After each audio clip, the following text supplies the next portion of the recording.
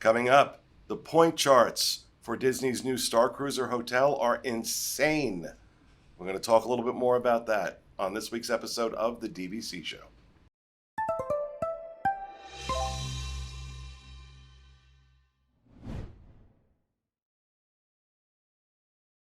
Hello, everyone, and welcome to this week's episode of the DVC Show, coming to you from the Bob Varley Studio in Orlando, Florida. I'm your host, Pete Werner, joined at the table this week by my good friends, realtor and co-owner of movingtoorlando.com, Mr. Sean Falk. Hi. Paul Krieger. Hey, everybody. Senior editor of DVCfan.com, and also, what's your other role? So I'm a member relations specialist at DVC Rental Store as well. There we now. go. Yep. I said I didn't have the whole spiel down. Okay. But also joining us for the first time is Jodi Gross, Senior Sales Associate with DVC Resale Market. Hello, everyone. Glad to have you Thank here. And you. of course, the lovely Kerri McPherson, the brand ambassador for DVC Rental Store. That's right. There's so many companies. things, That's right. yeah. Right? But I got everybody right? You did. Okay. Good job. And your producer. And I was waiting. Oh, okay. I was waiting. I was doing dramatic. I thought we moved on. I was ready to move on. For Moving the on. first time in what feels like 10 years, but it's really been about 2 months, even though he would tell you different. Our producer, Mr. Corey Fiascanaro. Welcome home. Dolly is back where she belongs. And also joining us, Webmaster Doc. Oh, right. Oh, God, Doc, I'm sorry. What is it with me? What is it with me? Every show I miss somebody. It's sad to watch it happen in real time. It really is. The deterioration of a once vital man. But welcome, folks. Hope your week is off to a good start. Before we get into the show, just a reminder, this show is brought to you by the World of DVC, which includes DVCResaleMarket.com if you're interested in picking up a resale contract, or if you want to sell yours to upgrade to something else. DVCRentalStore.com, a great place to rent points to experience DVC before you buy it, or if you just need a larger place for your family. Do not go through Disney directly for that. Do not. Okay, you're going to save so much money renting points. So DVCRentalStore.com. And of course, the crack dealer of the DVC world, MoneraFinancial.com. Make it very, very easy for you to finance your DVC resale contract. So I'm sure they would prefer that I probably not call the crack dealer of the DVC world, but it gets the point across. It's so easy, right? It's painfully easy It is. to get financing through Monera. It really is. Secretly, they love it, by the way. Do don't they? mind. They love it. Okay, good. Okay, so I wanted to talk about these point charts that have been released for Starcruiser. Now, if you're not familiar with what Starcruiser is, it's basically a playground for rich virgin nerds. I think is really, kind I of. think that's how Disney advertises it. So don't steal their branding. Is that the tagline? Yeah. It's a hotel that Disney is building that will open next year in 2022. That is themed to be a Star Cruiser in the universe of Star Wars. And people will be dressing up and playing roles, and it has no appeal at all for me, none. Even less so, well, first of all, the price point's absurd. Like if you're paying cash. The only thing more absurd than the price point in cash are the point values if you want to use your points for this. Mm-hmm. And Paul, I'm going to let you start. What is going on? We saw the writing on the wall with this, I think, when they released point charts the last time for the member cruise for the Disney Wish. And we saw those point charts sort of come out, and they were just humongous point costs. And the other thing that they're now doing is also, if you do want to take advantage of, so the point charts came out associated with the Disney Vacation Club pre-sale, which occurred last week and sold out. So many people took advantage of this, but they are requiring people that at least one guest must book with points. So you're at least going to lose a large portion of points, as opposed to some of these other costs that we're going to talk about here. But the point costs are just obscene. So we were discussing these a little bit ago, but we're looking here at like the lowest date possible. Like this is bare bones season. You're going to find the cheapest pricing possible for the Starcruiser. If you are a family of 2, it is going to be 295 points per person for a 2-day trip on the Starcruiser. Just let that sink in for a second. Let's stop for a moment. 295 points per person. And this is as cheap as it gets. 295 points per person for a 2-night experience. And Paul, you've done some math on this. Yes, and I want to go back and also say though that if you're just a single person wanting to do this, that doesn't catch you a break here. Nope. As a solo passenger, it costs you 590 points for that same night. So because it's double occupancy, double so you are going to pay for that second person, whether that second person exists or not. And if you are the lonely nerd virgin that can't get anybody to go with you, it's what you're going to have to do. So we picked a medium price point of $15 per point to put a value on Disney Vacation Club points. Because if you would go through a DVC rental store, depending on your points and what resort they're for and what priority window they're for, they're either worth $14.50 per point or $16 per point. So we thought $15 is sort of a fair in-between range to put on this. So if we put $15 per point on that, you would be spending $4,425 per person to stay at this 2-night Starcruiser, as compared to the cash price, which is $4,809 for 2 people. So essentially double. You're going to pay double in points what you would pay in cash. And just for clarity's sake here, you're talking about $2,000 a night for this. Now, it does include food. It does include soft drinks and beverages, not cocktails. They are likening it to a cruise experience. Even Disney Cruise Line doesn't have the balls to charge $2,000 a night for a standard room on one of their ships. Not even Disney Cruise Line does that. Okay? Really and truly. Sure. And you get so I don't know. I can't say that you get so much more in Disney Cruise Line because we haven't experienced Starcruiser yet. But for this price point, whether it's cash or points, you're going to have to do something extraordinary for it to be worth that. And they haven't made that case to me yet. And I'm a pretty big nerd. Now, look, I'm not a I like Star Wars. I love the movies. I've watched them since I was a kid. So it's not that I don't like Star Wars or anything. I'm just not dressing up as anything. And I don't feel that, being given a role when you check in and then there's a whole story. Oh, God, no, that's not relaxing to me. That's like, what if I don't do it right? It's like stress. So, It's work. It's work. Yeah, the It's pressure. work. And I have been told, because, previous comments, I've referred to this, by the way, as the Hotel Ishtar.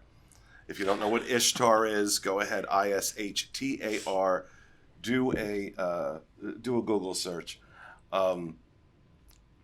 But there is nothing that has been released about this that is appealing to me. And if the price point was reasonable, okay. I mean, it sounds kind of cool. Right. They're going to have the virtual windows, so you're going to look like you're out in space, and you're going to see stuff, and that sounds really, really cool to me. I like that technology, but that's about it. And I mean, that price that Paul just gave, that was for the low end. Right. Like more times than not, this voyage is going to come out to about $10,000 when you break down the point values. And I mean, like, I like Star Wars. There's people on our team that are obsessed with Star Wars. But, like, who is this? Like, this is obviously for somebody. But, like, how many people are really down to... Like, that's what my contract costed. That's what my DVC contract costed for, like, a lifetime of stays, Well, here's the thing, though. And just to be fair, on the Dreams Unlimited travel side, the interest we're seeing in this is extraordinary. It's extraordinary. And early booking for DVC members and annual pass holders, those early booking dates are all sold out. They're all sold out. Yep. So, God bless. I mean, there's stuff I spend a lot of money on that people like, what? Yep. You spent $3,000 Yeah. on a purse? Okay, so I get it. And so I'm not judging anyone who's up for spending this. I'm really not. I'm having trouble seeing the value in it. But I'm open to seeing the value in it. And that's not going to happen for me until this actually exists. I think it's going to be curious to see, you mentioned kind of that cruise option to, kind of similar to a cruise experience on Disney. And the Disney Cruise Line, I feel like that's justified. I personally would pay that because I've done Disney Cruise Line. But when you're on the ship, it's immersive. You're going to get off at different ports. Your food's all included and whatnot. I wonder how immersive the entire resort is going to be to keep people in the resort, keep guests in the resort for any length of time. Right, because in this 2 days, you have like a brief period of like mandatory fun where you... Right. Well, we were in rehab. That's what we called it. It was mandatory fun. We had to go outside and do something. We just couldn't sit around and lay on the couch. So, like, you have the mandatory fun where you go into Batu, Hollywood Studios, and you ride Rise of the Resistance, Millennium Falcon ride. You do that stuff. You eat somewhere, Oga's Cantina. Okay, I can do that now.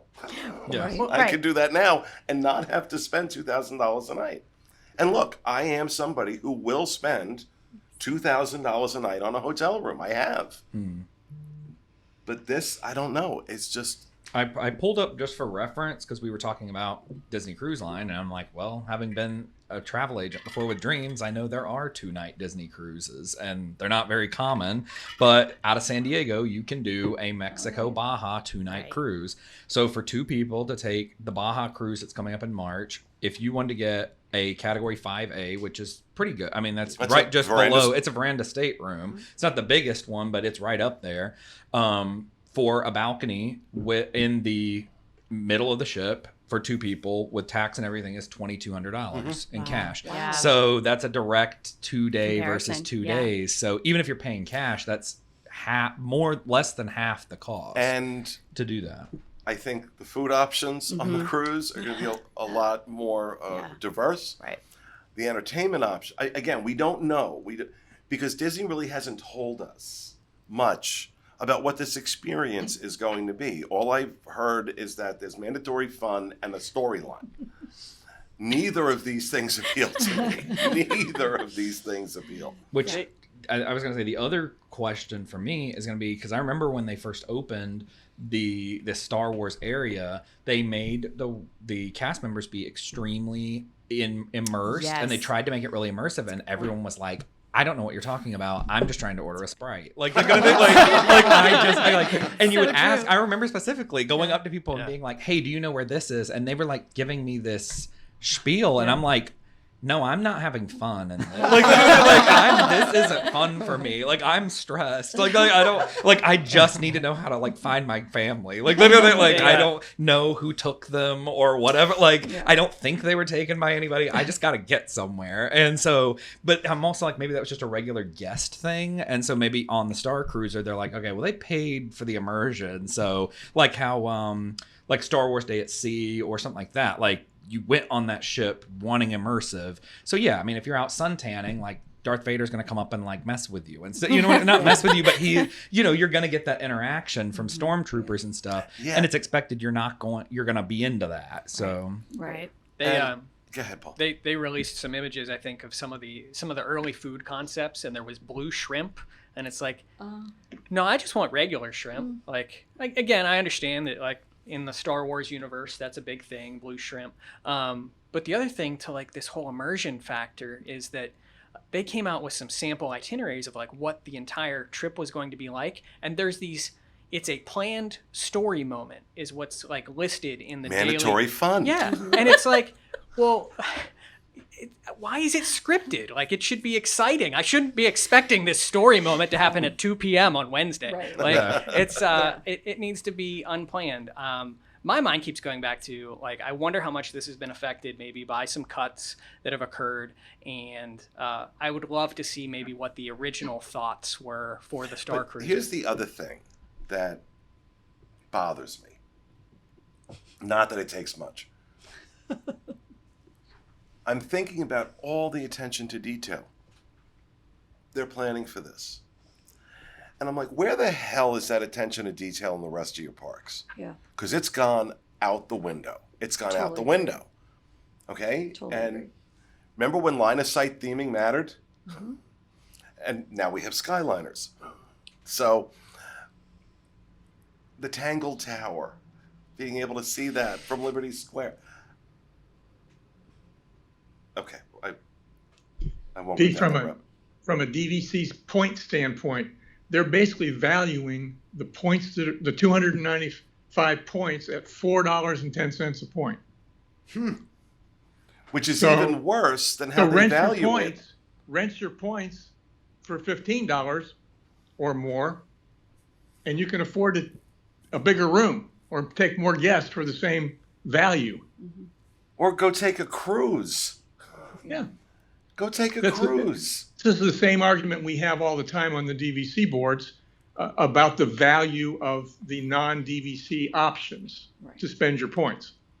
And we've ascertained many times on this show, on the boards, on the site, that they are a ripoff. Like when you use your points for a non-DVC experience through DVC, Right. it's a ripoff. You're losing money. You're losing money. When it is just painfully easy to rent those points out, take that money, and go pay cash for the cruise, for the hotel, for whatever it is you wanted to. Yep. But this, I don't know. I actually would like to know the statistics because I feel like this is not even as good of a deal as using your points to take an Adventures by Disney. Yeah. Like I would love to know. We've done those numbers before, and I don't remember what it was, but I actually think you could go to Paris. Like you could actually go on that's a 7-day thing. Like and you would actually go to and points wise, it's got to be fairly similar-ish. The points breakdown used to be a little bit better than this, and we've seen this trend emerge over the past year or so, where it's just become obscene what they're asking you for. And my thought only goes to, this is one of their ways of trying to suck points out of the system right now because of how much build up points there are from banking and all of that as a result of the past year. Well, I think the entire business model here, but whether it's points or cash, is about make as much cash as possible because, I mean, look, not for nothing, the company's lost billions of dollars in the last year, and I get it. But also the case with points. But then it begs the question, and this is what I want to ask the team. Is this a one and done? Or does this have repeatability? I'd say it's, for most people, probably a one and done. You're talking about doing the experience. Yeah, I think you've got a lot of Star Wars fanatics out there. I like you. I think I'm not one of them, sadly, I guess. But I think that, and you talk about value, and we all agree that it's not the best value. But I think for some people, they're like, who cares? To your point, you talk about a $3,000 bag. Well, we could all carry a $3,000 bag or a $25 bag, but we want the bag that we want. We know it doesn't make any sense. And also that $3,000 bag I'm going to have for years. Exactly. Well, that's what I It's tell not my a, husband. It's when not a buy bag I one, use so, for yeah. 2 days Right. and then throw it out. Yeah. Um, So I think value, I think there's a lot of people who are going to say, I don't care about value. I want to do this. And maybe it's not. well, there's value in experience. Exactly. There is value in And experience. just because you or I wouldn't necessarily enjoy it, I mean, it's not something I would spend my money on or my points on. But maybe if it was something else, and even if the points weren't great, a conversion, I would maybe do it if it was something I really, really loved. So I think it's all just relative. But to your original question, I think it's probably going to be more of a once in a lifetime type experience. There might be some true fanatics who will do it more than once, but I think it'll probably One and be, done. I think so. Yep. Yeah. And what about you? I agree. I come at it too from a perspective of DVC. DVC members, we all love our home resort, or we have a place that is our favorite resort.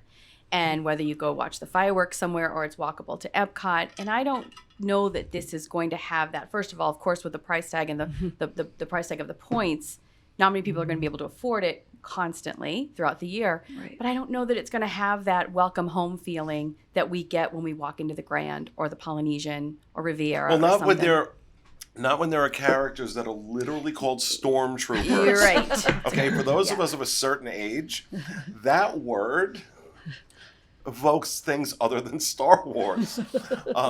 So I don't know. I don't know. Yeah. That doesn't sound like, oh, that's a happy, magical, It doesn't feel comforting like my second home away from home, Right. which as DVC members, we get that feeling at the cabins at Wilderness Lodge, Copper Creek, at, wherever you're staying, the beach club. I don't know that this will do that. So I do think it's going to be a one and done. What about you, Sean? What do you think? I think for most people it'd be one and done. I did look up the ABD conversion, by the way. So like overall, it'd be more expensive to do an Adventures by Disney because they're longer.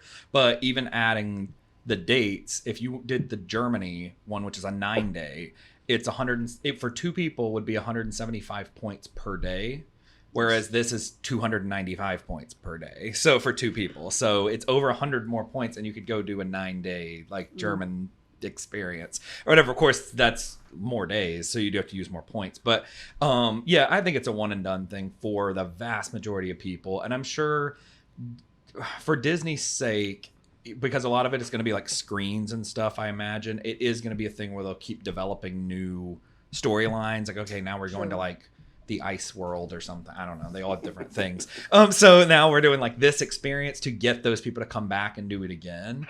And there's really not that many rooms. Isn't it only like 50? It's extremely small. Yeah, I it's know very that. Yeah. small. It's very small. It has to be. So honestly, even with banking on that, they know they could get like just influencers to come back and redo each one. Yeah. So just to get the first like reviews and those kind of things. So that might be a good business. Like just you're not even targeting customers. You're just targeting influencers. Like that's As long it. as the Like, technology just, works. Exactly. Just do it, then get the same you know, influencers. Just keep coming Kerri, back. that's a really good point. Yeah. This is being brought to us. The technology is being brought to us by the same people who gave us My Disney Experience.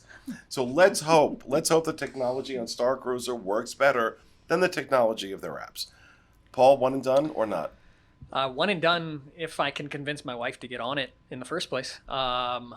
I do hope that Disney's looking at this as something that gets refreshed every 5 years or so, because I don't see it surviving without that. When we keep going back to the relationship with cruises, but cruises go to different places. Yes, the ship stays relatively the same. The restaurants stay the same. What's occurring on the ship for the most part stays the same. But you have all these different places you can go to. And here, your only excursion is really to Batu and to ride 2 rides. So how do they keep this lively? How do they keep it fresh? Rob, what about you? One and done or no? One and done for sure. They've got to be able, as everybody else has said, they've got to be able to find ways to create a new adventure over time. Or there's no reason to go back and do it again.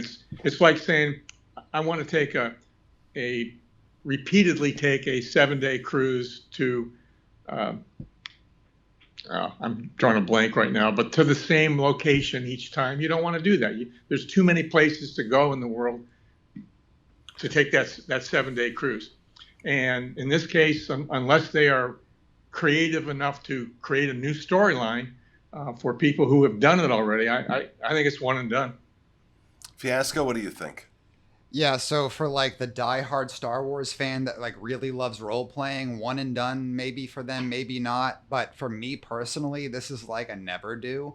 Like I was planning a Japan trip, and the cost breakdown for the DVC Point route is about what I would spend on a 2-week trip in Japan. That, like, in my opinion, was a pretty lavish trip. There was a lot that we planned to do in that trip. Tokyo Disneyland, all sorts of stuff. So to compare a 2-day voyage to a 2-week big, huge Japan trip being the same price, that's just insane. And then even if you look at the cash option of being like $5,000, $5,800 or something like that, that's still like, I'm glad Sean brought up ABDs, because I was looking at the ABD escapes too. I could do a 3-night getaway in Paris for $3,000. Like, you're not going to convince me to stay here with my own money, you know? Like, there's so much more that I could get out of that. So for me, not even a one and done. It's a never do. And I want to say that we don't have a lot of details really about what this experience is going to be. And I am open to the possibility that, you know, maybe they pull a rabbit out of the hat and do something really extraordinary. But at these price points, I don't think they can. I don't think they can. I do have one other question to kind of pose, because everyone does have that thing. Like, Star Wars isn't my thing. Like, I've seen it, I like it, it's fine, but it's not enough for me to spend that money. But there are other shows and movies and worlds that I actually do like enough that I would spend this. So where I'm like, you know what, I love that enough that I would. Obviously, they can't build every single thing, but keeping that in mind, is there some, like, could this swap out for something else? Would your opinion be different? And say, yes, I actually would spend money to do that. I don't know really if there is, but what I was gonna say is that I think this is going to end up being a themed hotel. Mm-hmm. I think it will be a Star Wars themed hotel, and prices will become more normal. I agree with that. That this business model is not sustainable. I don't see this business model, even if they change it every year, because for starters, they would have to. Mm-hmm. But to Sean's question, is there anything, you know, they could create a Game of Thrones hotel? Maybe just, you know, if they had, like, you know, a red wedding, I might pay to see that. Hear me out. A Walking Dead hotel where the entire voyage you're just trying to survive. Well, I think that's what the Galactic Starcruiser is. Okay. That's like fireworks at the Magic Kingdom, like just getting out. Like, so I do not. I think that's what this is going to become. And I think that's actually where there's a sustainable business model. Like, this great immersion and all these different cool experiences you can have in the hotel without mandatory fun, without telling me I can only spend 2 nights and I have to go here. And there's going to be this, you know, story moment or whatever the hell they're calling it. Yeah. None of that appeals to me on vacation. None of it. I agree. Like to go stay in a Star Wars hotel with some cool stuff. Oh, absolutely, I'd be all in. Not at $2,500 a night. Not at I mean, I'll pay $2,500 a night, but that room better be nice. I was gonna say, when you pay $2,500 a night, because I mean you have before, but they're the room has really its own nice. zip I mean, code. yeah, these are nice rooms. Like, Yeah. this is not. I don't even think we talked about that really. I mean, these are like. I mean, based on the picture I saw, you're like crawling up in a cubby thing. I don't know what like I was like, that looks like what musicians are on tour buses. Yeah, so I'm like, if you were paying cash, $2,500 a night would get you the cabin at Copper Creek. Yeah. Right. I mean, probably less. But think about that. $2,500 a night would get you a cabin at Copper Creek. So I think this business model, I don't think it's sustainable. And I think what this will end up being is an incredibly well-themed Star Wars hotel and nothing more. I agree. And they should do that with more things. I mean, how cool would it be to have like a Haunted Mansion hotel? No, I say, okay, now take my money. Right. Take my money. I mean, where you walk in, or, I mean, that's what Disney kind of really originally started as. And to your point, the theming seems to be a little lackluster in a lot of these resorts. But I think like a Haunted Mansion hotel would be awesome where, and it's immersive once you're in there, but you can leave and do your thing. You don't have your mandatory fun. Something like that would be really cool.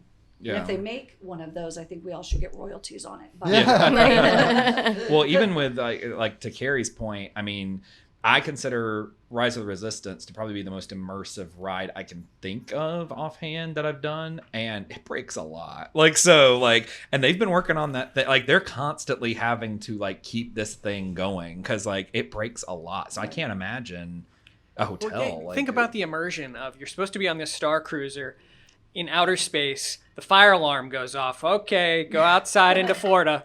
Like the whole thing. Like well, and look, you know what? They could still maintain a lot of immersion without that mandatory fun, without storylines, that's the stuff. That's where you lose me, and I think that's where you lose a lot of people.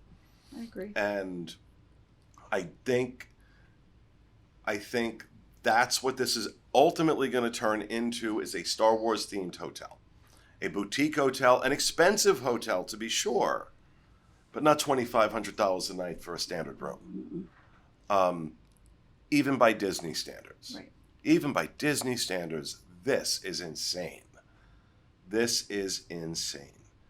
But we'll see. Look, I am absolutely willing to be wrong. And if I am wrong, I will be the first person to admit it. And I want to be very clear. I do not cast dispersions or judgment on the people that are choosing to do this. God, really and truly, if this is worth it to you, fantastic. I love that you have an option to do this. My point, just from my job, I don't think it's sustainable.